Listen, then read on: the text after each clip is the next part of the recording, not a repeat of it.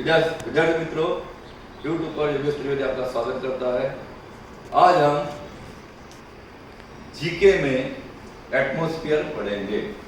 UPSC की exam ND हो, CDS हो या एफकेट हो, इसमें जीके में ज्योग्राफी, हिस्ट्री, इकोनॉमिक्स और अलग अलग सब्जेक्ट मिक्स आते हैं। तो आज हम ज्योग्राफी में एटमॉस्फेयर देखेंगे। एटमॉस्फेयर में कौन सी गैसेस का कितना रेशियो होता है उसके बारे में पूछ सकते हैं। जैसे कि नाइट्रोजन का रेशियो कितना है?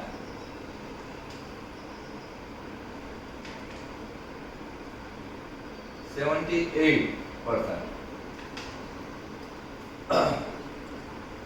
ऑक्सीजन है 20.93%। और नेक्स्ट आर्गोन, ये है 0.93%। नेक्स्ट है CO2 है 0.003%। और इसके बाद हीलियम है 0.305%। ये तो कंस्टिट्यूएंट्स ऑफ गैसेस हो गया। एटमॉस्फेयर में ये गैसेस है, राइट। इसके अलावा भी छोटे मोटे गैसेस हो के टोटल 100% बनता है। अभी atmosphere, there are 4 layers of atmosphere. पृथ्वी में एटमॉस्फेयर की 4 लेयर है। सबसे प्रथम फर्स्ट एटमॉस्फेयर की जो फर्स्ट लेयर है उसको ट्रोपोस्फियर बोलते हैं।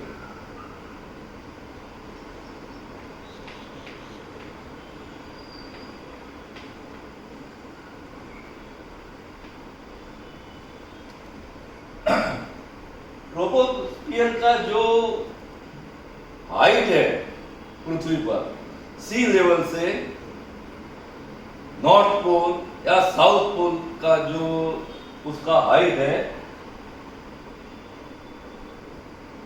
8 किलोमीटर है। पोल तक का हाइट। और इक्वेटर तक की जो हाइट है उसकी वो इससे डबल है, 16 किलोमीटर। Equator right. और इसमें एक पूरे वायु है, राइट। ज्यादातर इसमें नाइट्रोजन, O2, ऑक्सीजन और CO2 का भी प्रमाण अभी दिन प्रतिदिन जैसे ग्लोबल वार्मिंग होता है, CO2 का भी प्रमाण बढ़ रहा है। और इधर का तापमान जो -65 डिग्री सेल्सियस तक है। और यहाँ हिमालय जैसी पहाड़ियाँ भी है, क्लाउड्स है, और इस प्रकार बारिश भी होता है, राइट। जो चक्रवात से भी बारिश होता है और एक कन्वेंशनल रेन भी होता है, जो बादल समुद्र से आते हैं और बारिश करते हैं। दूसरा है ओरोग्राफिक, जो एक पहाड़ियों को टकरा के उसी साइड में बारिश होता है, उसको ओरोग्राफिक रेन भी बोलते हैं, ओरोग्राफिक रेन। और इस प्रकार यहाँ का तापमान, जैसे कि सबसे हिमालय की चोटी है, -65 तक इधर का तापमान है। उसके बाद दूसरा लेयर है स्ट्रेटोस्फियर। लेकिन स्ट्रेटोस्फियर और ट्रोपोस्फियर के बीच में एक जो बाउंड्री बनती है, ये बाउंड्री का नाम है ट्रोपोपोज।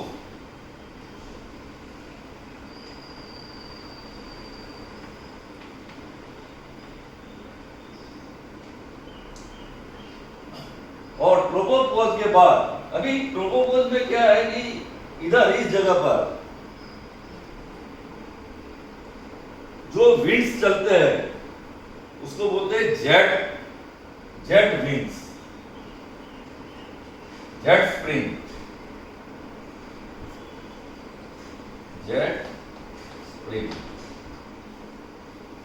अभी जेट स्प्रिंग किसको बोलते हैं कि पृथ्वी का जो नैरो वे, जो बहुत संकीर्ण रास्ता है, वहां से पवन जो 200 किलोमीटर से ज्यादा झड़प से जाता है उसको बोलते हैं जेट स्प्रिंग। तो ये ट्रोपोपॉज में जेट स्प्रिंग भी है, राइट।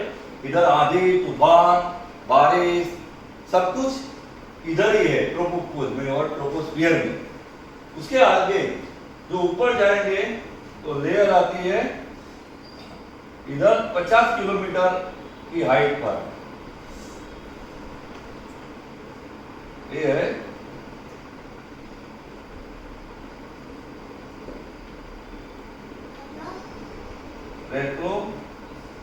रेट्रोस्फियर।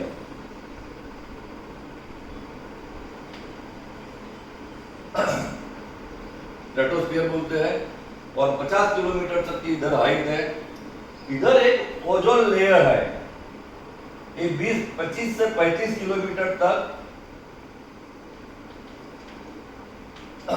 O3 बोलते हैं ओजोन लेयर को, ओजोन लेयर है।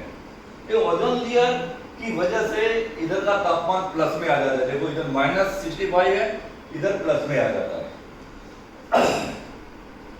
प्लस टेम्परेचर है, राइट।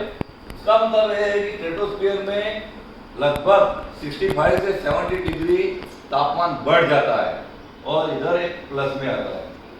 O3 क्या करता है, ओजोन लेयर है, वो सूर्य के जो रेडिएशन है, सूर्य के किरण है, अल्ट्रावायोलेट रेडिएशन बोलते हैं, जो हमको नुकसान करते हैं, उसको ये एब्जॉर्ब करता है।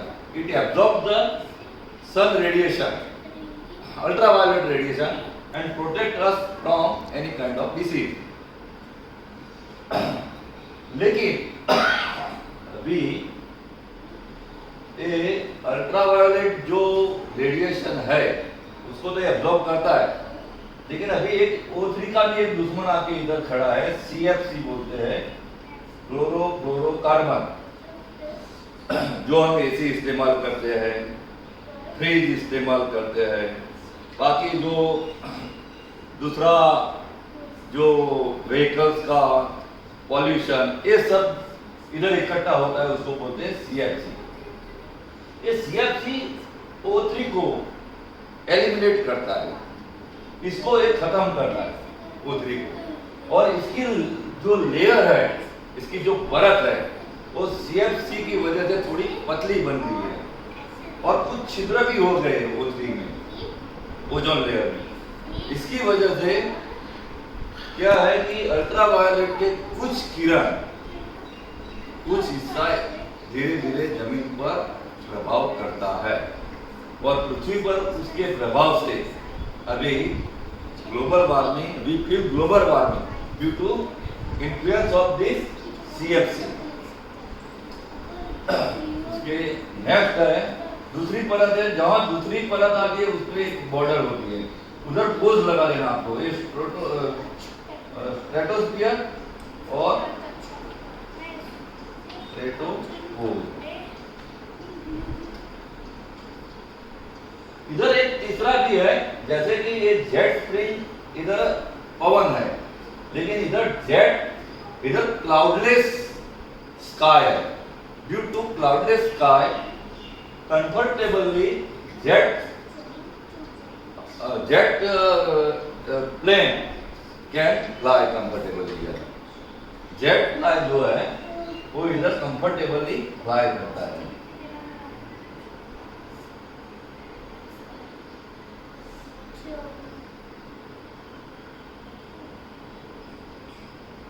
राइट, तो एक क्वेश्चन पूछा गया कि jet plane can comfortably fly in stratosphere, and दूसरा है जेट स्प्रिंग। जेट स्प्रिंग है तो कौन समझना, वो ट्रोपोपोज में होता है। राइट। 50 किलोमीटर के ऊपर फिर एक 80 किलोमीटर की बॉर्डर होती है।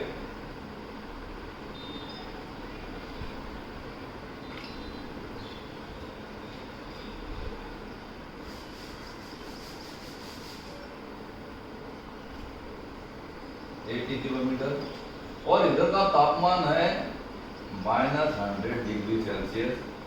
ये है मेसोस्फीयर।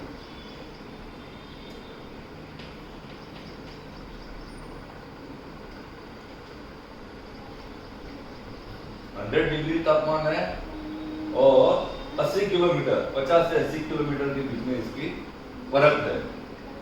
और इधर मीटियोरेट की घटना घटती है। मीटियोरेट का मतलब है कि जो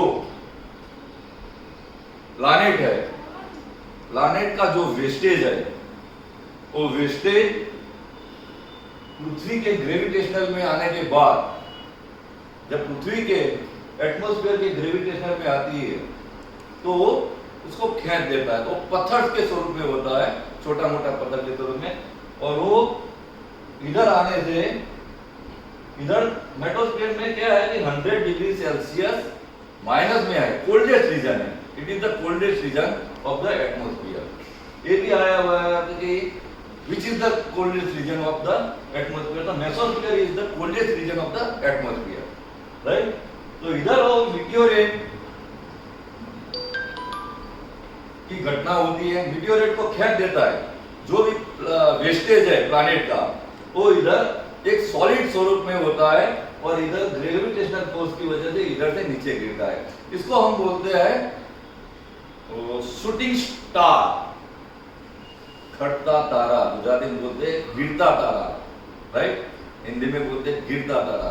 जो शूटिंग स्टार है वो जो बर्निंग स्टार बोलते हैं कि जल के तारा जो नीचे गिरता है, उसको बोलते हैं, वो इसी रीजन में होता है, राइट। उसी को मीटियोरेट बोलते हैं।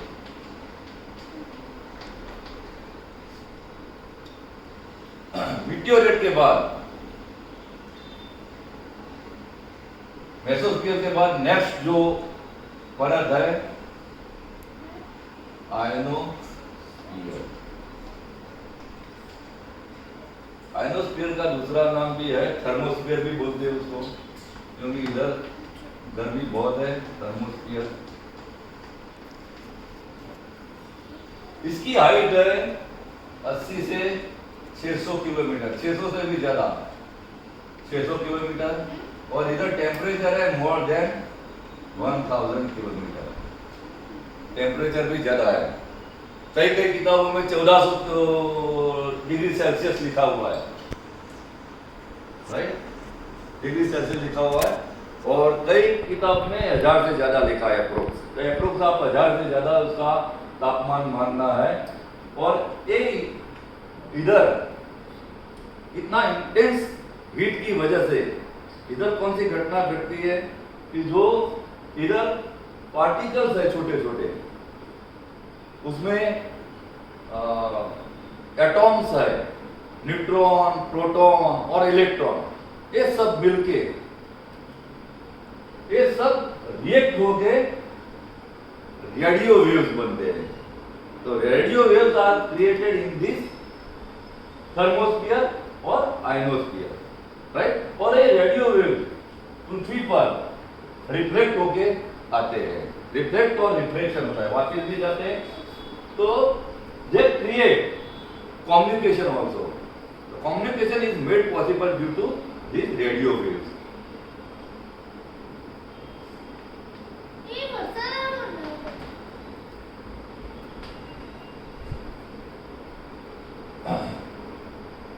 Then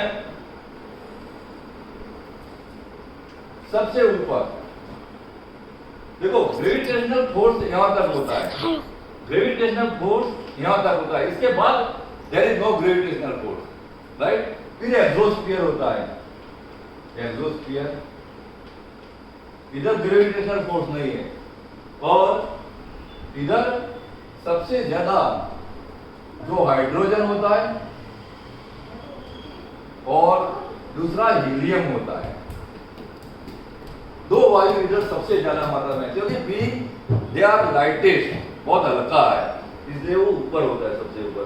और जो भारे जो दूसरे वायु है, जो हमने देखा है कि जैसे CO2 और बाकी जो भारे वायु है वो नीचे ऊपर है। तो इस प्रकार ये एटमॉस्फेयर का चैप्टर इधर फिनिश होता है, राइट। यहाँ तक कोई डाउट? यहाँ आने वाले मेन इंपॉर्टेंट जो क्वेश्चन है, एक तो इसका सीरियली फर्स्ट कौन सा लेयर है, जैसे कि फर्स्ट ट्रोपोस्फियर, फिर एट्रोस्फियर, फिर मेसोस्फियर, फिर आयनोस्फियर और लास्ट में एक्सोस्फियर, 5 लेयर हो गए। और बीच में जो बाउंड्री है उसमें पोज लगा देना है, राइट।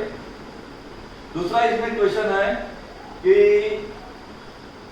कभी कभी इसकी हाइट पूछते हैं कि ट्रोपोस्फियर की हाइट कितनी है, 16 किलोमीटर, इधर का तापमान कितना है, -65।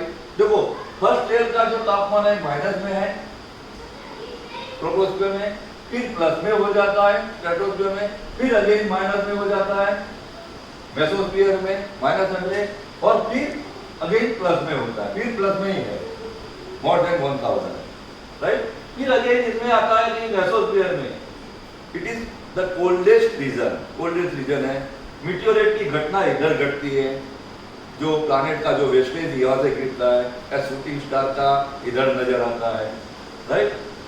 दूसरा है O3, कितने हाइट में है, तो 25 से 35 किलोमीटर के बीच में ओजोन लेयर है, ओजोन लेयर की हाइट 25 से 35 किलोमीटर। एक क्वेश्चन इसमें से निकलता है, राइट। और आखिरी में जो रेडियो वेव्स का आता है, रेडियो वेव्स कहाँ बनते हैं, रेडियो वेव्स आयनोस्फीयर, आयनस्फीयर या थर्मोस्फीयर में बनते हैं, राइट। और सबसे ऊपर जो H2 और He, हीलियम और हाइड्रोजन, सब कहाँ है सबसे ज्यादा, एक्सोस्फीयर में है, क्योंकि वो सबसे हल्का है। इस प्रकार ये एटमॉस्फेयर का क्वेश्चन और चैप्टर यहाँ पूरा होता है।